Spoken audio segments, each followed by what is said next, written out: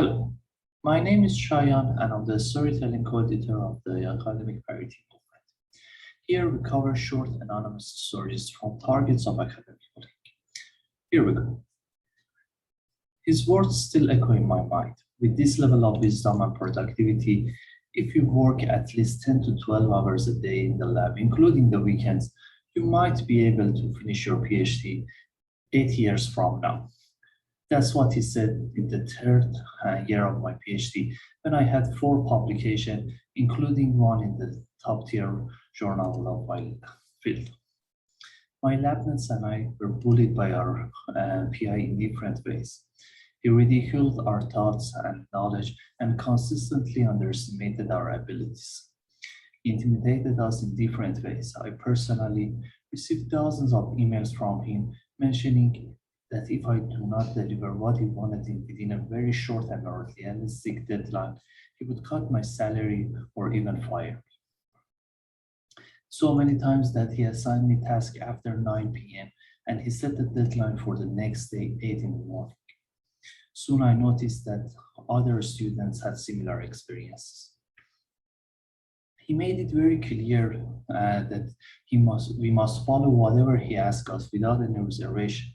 Once he forced me to transfer my office to our lab where the environment required high security levels. I asked him a couple of times to relocate me from the unsafe lab environment where people were working with acid and flammable chemicals, but he refused the request.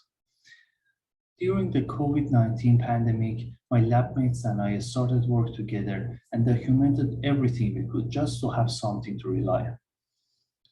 As time went by, he put more pressure on us. And at some point, I realized everyone in our group was seeing a psychologist. Personally, I was experiencing panic attacks and anxiety problems every night.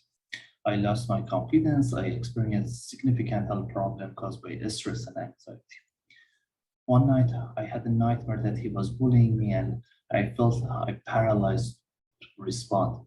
I woke up with an anxiety attack and I realized that I cannot take it anymore and PhD does not worth it.